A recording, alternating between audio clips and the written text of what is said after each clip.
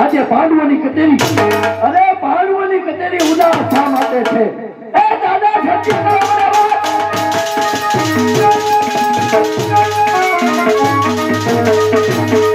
દાદા સત્ય કરો મને. એ પાંડવો તને કેવો વિના ભયા કે મારી મારી બેઠા વતન કેવો વિના ભયા કે મારી મારી બેઠા વતન કેવો વિના ભયા.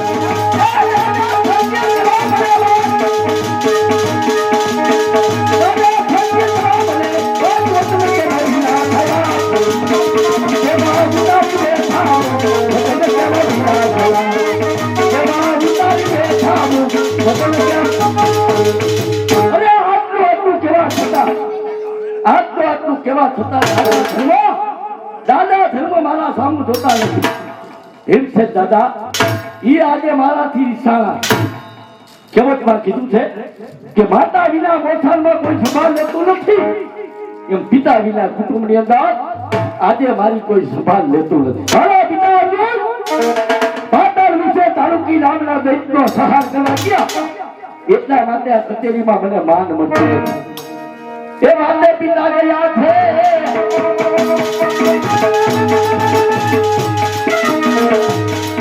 એ મારા પિતા ગયા હે પાટણ વિશે આ કેથી વૈયા બનાવે. મારા પિતા ગયા હે પાટણ વિશે મારા પિતા ગયા છે.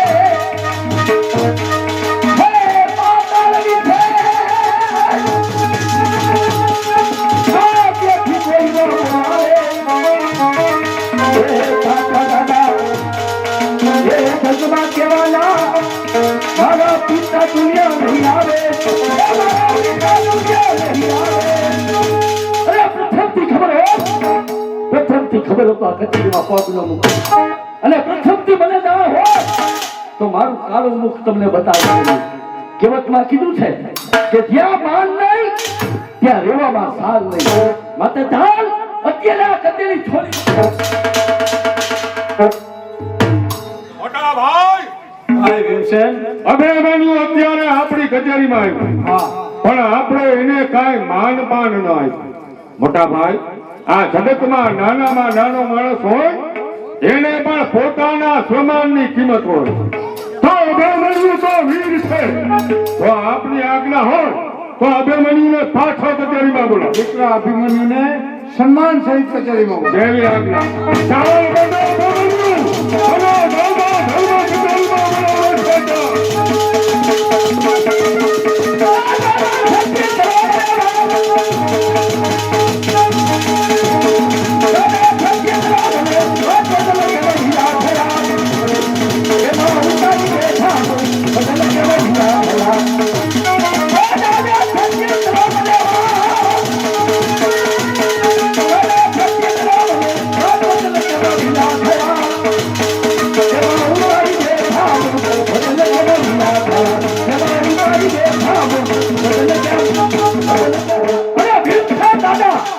આજે કૌરવોના નિશાન સંકારે આજે પાંડવોની કચેરી ઉદાસ થાય છે.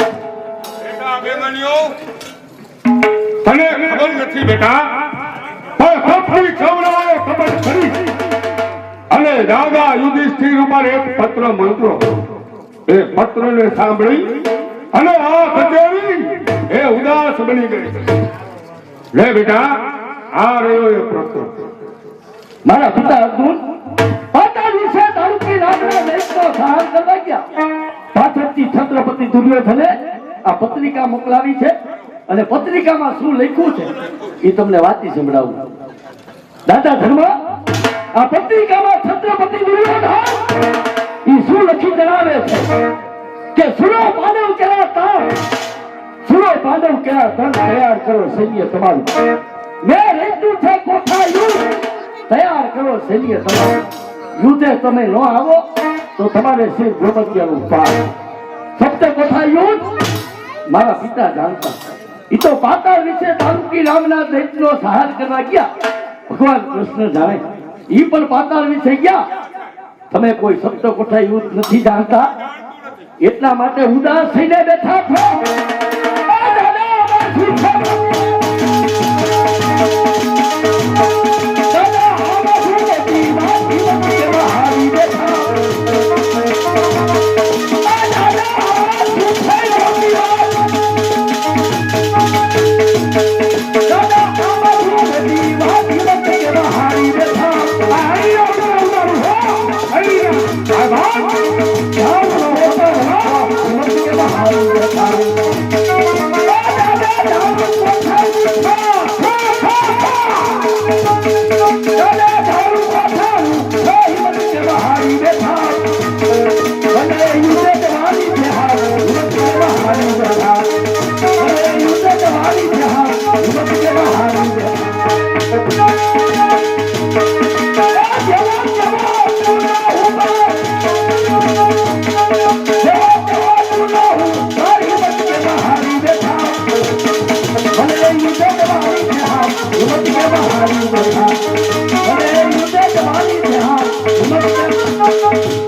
દાદા આમાં શું મોટી વાત?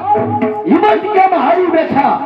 અરે દાદા ધાણું કોઠા મૂછા, હિંમત કેમ હારી બેઠા? મને યુદ્ધે જવાની છે હામ, હિંમત કેમ હારી બેઠા? અરે જેવો તેવો અર્જુનનો હુંકાર, હિંમત કેમ હારી બેઠા? ભીમસેન દાદા, છ કોઠાની વિદ્યા હું જાણું. હાથનો કોઠો એક જ માણસથી અજાયનો, નકર હમણાં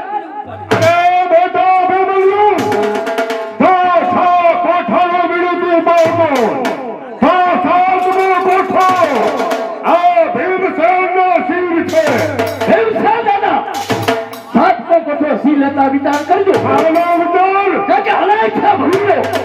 હરાય છે ભરવીઓ ઈ હાથને કોઠે, મને છે મોટા મહારથીઓ ઈ હાથને કોઠે. અરે બેટા કાળવાનો સારનો નહીં મુજે સદા મહારથી સાતમા કોઠો થઈ મારી છાબા છાબા સ્વિચ્છે દાદા છાબા. હા બેટા બેવડીઓ, હા તું એમ કહે છે કે તું છ કોઠાની વિદ્યા જાણે, તો તારી આટલી નાની વય હોવા છતાં આ છ કોઠાની વિદ્યા તું ભણ્યો કઈ રીતે? ઈ વાતની મને શંકા થાય છે. છ કોઠાની વિદ્યા હું ક્યાંથી શીખો? ઈ વાતની તમને શંકા છે? બિરાજમાન થાવ કઈ સંભળાવું એમાં. કઈ સંભળાવ? પૂર્વે હરિલોચન નામે એક રાક્ષસ હતો. એને બ્રહ્મા પર તપસ્યા કરી, બ્રહ્માને પ્રસન્ન કર્યા. બ્રહ્મા કહે, હે હિલોચન, માગવાની ઈચ્છા હોય તે મારી પાસે વરદાન માંગ. ત્યારે હિલોચન કહે, હે બ્રહ્મા, મારા પર પ્રસન્ન થયા આવે એવું વરદાન આપે કે દ્વારકાધીશ કૃષ્ણ, ઈ કૃષ્ણનો મોક્ષ મારે હાથે થાય. ત્યારે ભગવાન કહે, હે હિલોચન, કૃષ્ણ મહાન બળવાન, મહાન જાદુગરો, ઈ તારાથી માર્યો મરે નહીં, પણ એને મારવાને માટે એક યુક્તિ બતાવું. બોલ તલાવની લાકડાની પેટી બનાવ, ઈ પેટીની અંદર કૃષ્ણને પૂરીશ એટલે કૃષ્ણનું મોઢે નક્કી થવાનું. લાકડાની પેટી બનાવી પોતાના મસ્તક પર લઈ દ્વારકાને રસ્તે રવાના થાય. ભગવાન કૃષ્ણને ખબર પડે કે દુશ્મન દ્વારકા આવે છે. ભગવાન કૃષ્ણે કપટ કરી બ્રાહ્મણો સ્વરૂપ ધારણ કર્યું. હિલોચનને સામા મળે કે હે બેટા હિલોચન, અત્યારે તું ક્યાં જાય? ત્યારે હિલોચન કહે, મારા નામને જાણનારા કોણ છો? ત્યારે ભગવાન કૃષ્ણ કહે છે, તારા પિતાનો પુરોહિત, પિતાનો ગુરુ, મારું નામ શ્યામકરણ, અત્યારે તું ક્યાં જાય? ત્યારે હિલોચન કહે, મારા બાપને મારનાર દ્વારકાધીશ કૃષ્ણ, કૃષ્ણને મારવાને માટે અત્યારે હું દ્વારકા જાઉં છું. ત્યારે ભગવાન કૃષ્ણ કહે, હિલોચન, કૃષ્ણ મહાન બળવાન, મહાન જાદુગરો, તારાથી માર્યો થોડો બને. ત્યારે હિલોચન કહે છે કે મારી પાસે બ્રહ્માની વંદાય પેટી, ઈ પેટીની અંદર કૃષ્ણને પૂરું ને એટલે કૃષ્ણનું મોઢે નક્કી થવાનું. ભગવાન કૃષ્ણ કહે કે હે હિલોચન, તે કૃષ્ણને ક્યારે જોયા છે? આ પેટી બનાવી, ઈ પેટીની અંદર કૃષ્ણ સમાશે કે નહીં એની તને ખાતરી છે? ત્યારે હિલોચન કહે છે કે મેં કૃષ્ણને જોયા નથી. ત્યારે ભગવાન કૃષ્ણ એમ કે મેં કૃષ્ણને જોયા. ઈ તારા જેવડા જો પેટીમાં તું સમાઈ જા તો કૃષ્ણ આ પેટીમાં ચોક્કસ સમાઈ જાય. લીલોતર પેટી નીચે ઉતારી ઢાંકણું ખોલી અને પેટીને દબી જાય. ભગવાન કૃષ્ણ લાગ જોઈ અને પેટીનું ઢાંકણું બંધ કરી દે. ભગવાન કૃષ્ણ લાગ જોઈ પેટીનું ઢાંકણું બંધ કરી દે. લીલોતર અંદરથી પડકારો કરે કે હે ગુરુદેવ, હવે પેટી તમે ખોલો. ભગવાન કૃષ્ણ પેટીને ખોલતા નથી. લીલોતર બીજી વખત પડકારો કરે કે હે ગુરુ મહારાજ, હવે પેટી તમે ખોલો. ત્યારે ભગવાન કૃષ્ણ કહે, હે લીલોતર, હું કોઈ બ્રાહ્મણ નથી, હું પોતે દ્વારકાધીશ કૃષ્ણ. કૃષ્ણનું નામ સાંભળતા લીલોતરને ક્રોધ ચડે. પેટીને મારે છે લાગ, 400 ધોળના આકાશમાં ઉડાડે. પણ પેટી પૃથ્વી ઉપર પડે. ભગવાને વિચાર કર્યો કે લીલોતરમાં અજબ શક્તિ છે, કદાચ ને બીજી લાત મારે પેટી તૂટી જવાની, મારું મોતે નથી થવાનું. ત્યારે ભગવાન કૃષ્ણ આ પેટીની ઉપર 14 બ્રહ્માંડનો ભાર રાખી દીધો. પેટી પોતાના મસ્તક પર આવી દ્વારકાને રસ્તે રવાના થાય. પોતાના બેન કે સુભદ્રાજીને પેટી સોંપે કે હે બેન સુભદ્રા, આ પેટી કોઈ દિવસ કોઈએ ખોલવાની નથી. ભગવાન કૃષ્ણ વિચાર કરે કે બેન સુભદ્રાને પેટી સોંપી, પણ આ ખોલ્યા વગર રહેશે નહીં. કે હે બેન સુભદ્રા, હું તમને ભલામણ કરું કે આ પેટી કોઈ દિવસ કોઈને ખોલવાની નથી. એક દિવસને સમયે સુભદ્રાને થયું કે લાવ પેટી ખોલું. પેટીની અંદર કઈ વસ્તુ મારી નજરથી હું નિહાળું. સુભદ્રાજી ઢાંકણું ખોલવા જાય. લીલોતરનો આત્મા સુભદ્રાના ઉદરની અંદર આ કોઠા વિદ્યા ભણે. ઢાંકણું ખોલતા સુભદ્રાજીને બગાસું આવે. આ બગાસાની સાથે લીલોતરનો આત્મા સુભદ્રાના ઉદરમાં પ્રવેશ કરી જાય. 18 મહિના પૂરા થયા છતાં સુભદ્રાના ઉદરથી લીલોતર ધર્મ ધારણ કરતો નથી. અતિ પીડા થાય. એક દિવસને સમયે પોતાના વીરા કૃષ્ણને કહે કે હે વીરા, આ પીડા મારાથી સહન થતી નથી. ભગવાન સમજી ગયા કે દુશ્મન બેનના વચનમાં પાકે. હે બેન સુભદ્રા, મારી સામે બેસો. સપ્ત કોઠા યુદ્ધને વાર્તા કરું.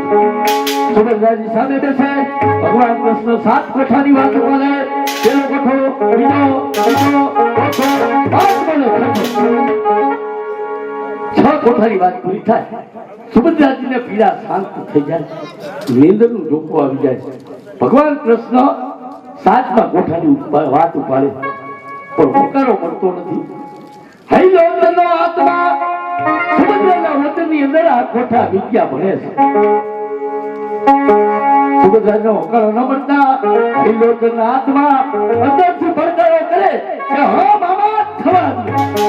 ભગવાન સમજી ગયા કે દુશ્મન 6 કોઠાની વિદ્યા જાણી ગયો. 7મો કોઠો એક જ બાકી. હે મારે જન્મ ધારણ કર. ત્યારે લીલોતર કહે, હે મામા, 7મા કોઠાની વાત પૂરી કરો. ત્યારે ભગવાન કૃષ્ણ કહે કે હે ભાણે, તું જન્મ ધારણ કર. જન્મ ધારણ કર્યા પછી 7મા કોઠાની વાત હું તને પૂરી કરી. ભીમસેન દાદા, જન્મ ધારણ કર્યા પછી મામા કૃષ્ણએ 7મા કોઠાની વાત મારાથી છુપાવી. તો 6 કોઠાની વિદ્યા મારી માતા સુભદ્રાના ઉદરની અંદર શીખો છો. તો બેટા બેનણીઓ, આ પગલની અંદર 6 કોઠાનું બીડું એ તારે ફીર છે અને 7મો કોઠો મારે ફીર છે. પણ બેટા, તારી માતા પાસે જઈ તારી માતાના આશીર્વાદ મેળવી વેલાસર આવો. ત્યાં હું સૈન્યને સજ્જ કરું છું. અરે દાદા, મારી માતાના આશીર્વાદ લઈ એની રજા લઈ અને હમણાં જ આવું. વેલાસર આવજો. મોટા ભાઈ, અભિમન્યુ તેની માતા પાસે આશીર્વાદ લેવા ગયો. અભિમન્યુ આવે ત્યાં સુધી ચાલો, આપણો સૈન્યને સજ્જ કરો.